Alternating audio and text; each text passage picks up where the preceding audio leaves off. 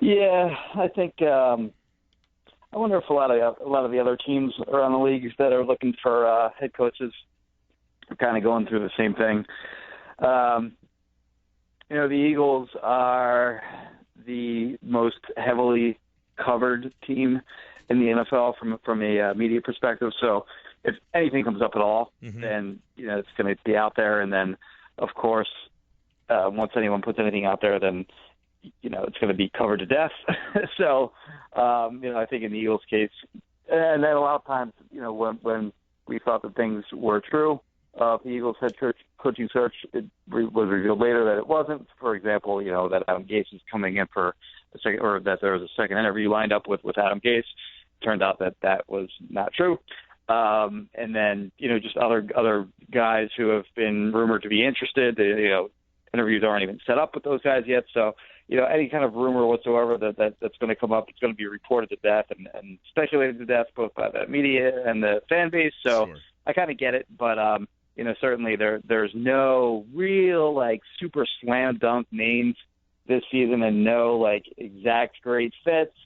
And it's kind of like a group of candidates that really aren't all that overwhelming. So it's just kind of death by numbers in terms of, the way their search has gone so far. So, yeah, I mean, I think it's on the one hand, there are a lot of guys to consider, but on the other hand, I think everything is kind of overcovered.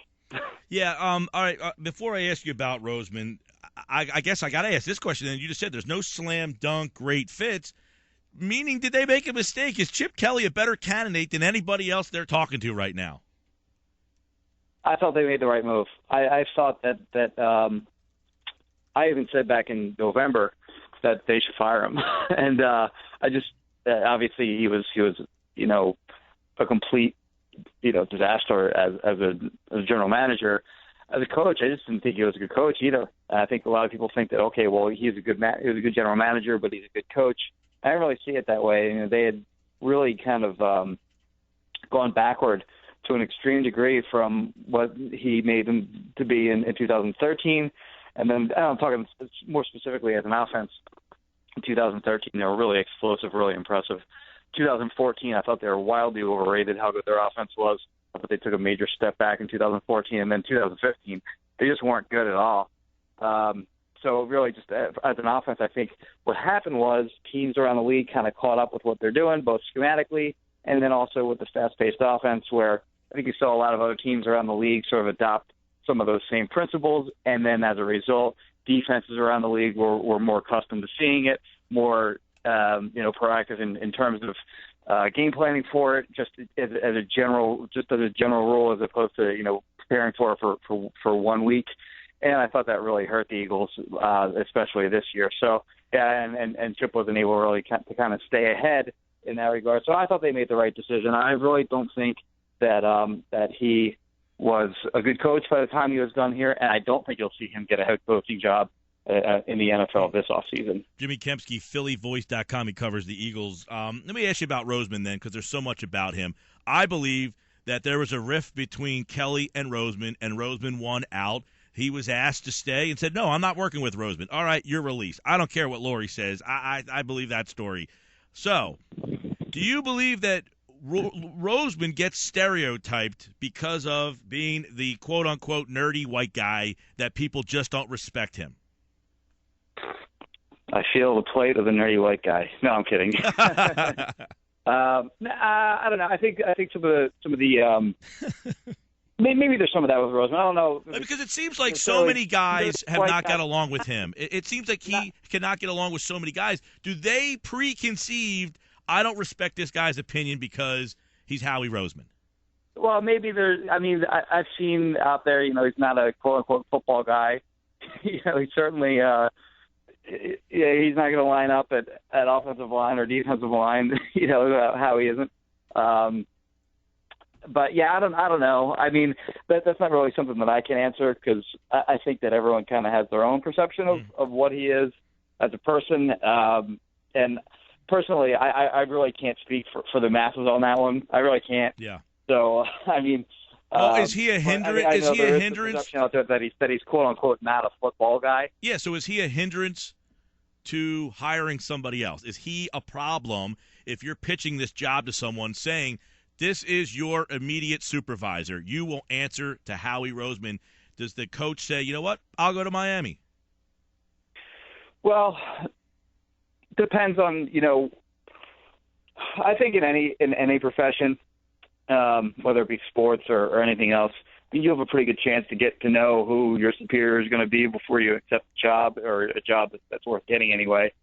For example, in the case of Adam Gase, he interviewed for 8 hours. So he had 8 hours in front of Howie Roseman to kind of start to make his own opinions of what Howie Roseman is. He's going to have a chance to speak with him over the phone if their talks continue. If they have a second interview lined up and he goes in again, then he'll have more of a chance in person to kind of get a feel for what he is as not necessarily a supervisor, but certainly somebody that he's going to have to work alongside over the next X number of years that they're both together with the Eagles. So I think people kind of are capable of coming up with their own opinions of guys based on the time that they're able to spend with them.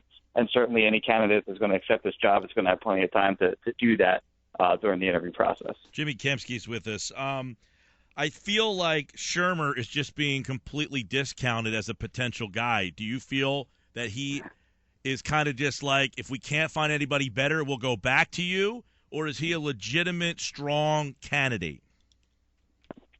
That I can't say. I don't think he should be a strong candidate, personally. I don't like what he did in Cleveland when he was the head guy. Frankly, I wasn't even sure what his role was when he was with the Eagles here. It's a fair point. I really don't. I don't see him as a strong candidate. No, I think he was a guy that. And keep in mind, when you bring in guys to interview, like they did with Deuce Staley and with Pat Shurmur, I think some of what goes on there is a lot of times what teams will do is they'll interview as many guys as they possibly can, just to kind of collect as many ideas as they possibly can. In the case of guys like Deuce Staley and Pat Shurmur, they're already on the team. They can have a chance to kind of say what they thought went right with this past regime and what went wrong with this past regime, and maybe ideas of how to correct the things that went wrong. So, the more guys that you can bring in an interview, and you can posit it as if they're interviewing for the head coaching job, or you can posit it however you'd like. But I think in those cases, I think it was just kind of information gathering. How much then does Sam Bradford's endorsement, I don't know if it was a strong endorsement or, look, I'm on the spot, you're asking me, but it seems like, hey, I've already gone through 4 coordinators. I kind of feel comfortable with Pat. I would like to work with him again. How much should that be taken under consideration, considering you don't have the quarterback signed and you don't really have a great plan B, at least that I can see coming up this offseason? Well, that's the problem. If they were to the coaching search happens first, obviously. They're going to hire somebody within the next 2-3 weeks at a max. And then the decision on, or, not necessarily the decision on, but where Sam Bradford ends up, probably we won't know until somewhere around March is probably the best guess. So the coaching decision happens first. They could go ahead and hire Shurmur with the idea that you're trying to do that to make Sam Bradford happy, and then Sam Bradford can go sign somewhere else anyway. That's Sam fair. Bradford as an agent, that's kind of like a Scott Boras type. That's going to just go after as much money as he possibly can, and really the fit isn't necessarily as important as that. You have to be really careful about appeasing certain situations that aren't completely within their control. Yeah, and that's a good point. Would you be against them? And it's weird that they haven't really gone, it seems like, a lot of defensive-minded guys. But if that defensive-minded guy retained Pat Shurmur, would that be something that would be attractive? Sure. Like if they hired a defensive-minded coach to run the team as a whole, and then brought in Shurmur to be an offensive coordinator, yeah, I can see the logic in that. Sure. It doesn't appear as if they're going that way. They really haven't. The guys who have either been in or been rumored to be brought in aren't defensive guys thus far. They've almost been all sort of offensive-minded coaches. So I don't know if that's the way that they're leaning, but I do see the logic in what you're saying there. Yeah, and obviously Bradford is a big key here because I don't know if you've done any, looking forward here, but the free agent class is not great, and the draft class is not great. So it seems to me, Jimmy, that Sam Bradford kind of holds a lot of cards, and maybe 6-8 weeks ago you wouldn't think that would be the case, but he seems like he's in the position of power here. Yeah, he had a good second half of the season was certainly better than the first half of the season. He got better as the season progressed. And if you look at what the Eagles have been at the quarterback position, they've been one of the least stable teams in the NFL at the quarterback position. If they go into 2016 with a different quarterback other than the quarterback other than Sam Bradford, it'll be their sixth one starting quarterback since 2009, I believe. So the only team more or depending on who the Browns starter next year would be the Cleveland Browns. So, they've been incredibly unstable at that position. And, if Sam Bradford is your guy going forward, then, okay, great. Then you re-sign him. Hopefully you can get some kind of deal done that gives you an escape if he winds up hurting himself or just isn't the guy that everyone thought he might be. And you mentioned that there's nothing really all that appealing in free agency, and there never is. if there's a quarterback that hits the free agent market, it means one thing. It means, to be quite frank, he's just not a good quarterback if he makes it to free agency because quarterbacks don't hit free agency. If you have one, you do everything that you possibly can to lock them up. And you mentioned the draft class. I'll disagree to you to some degree on the draft class. Now, while there isn't like a slam dunk, have to have this guy number 1 overall and number 2 overall, like there was last year with Marcus Mariota and Jameis Winston, I believe that this draft class is really deep. I think there will be a number of guys that are taken in the first round, second round, third round, and beyond. So there's a lot of guys that are going to be that are very draftable. And I think there are certainly guys that you would want to use a pick on in the first round. But again, like I said, it's just not anyone there that you're going to go, I have to have this guy number 1 overall. Yeah, maybe not guys that will start right away, but that can develop into someone 2-3 years down the road. Right, and personally, I think that's kind of the way to go. When you talk about quarterback position, there really aren't any shortcuts. I mean, you see the Saints, they're able to sign Drew Brees in free agency. I think that was one sort of, oddball scenario. Other than that, there really aren't that many examples of guys that have taken their teams to championships that weren't drafted by their original team. Jimmy Kempski, PhillyVoice.com. How realistic is Doug Peterson?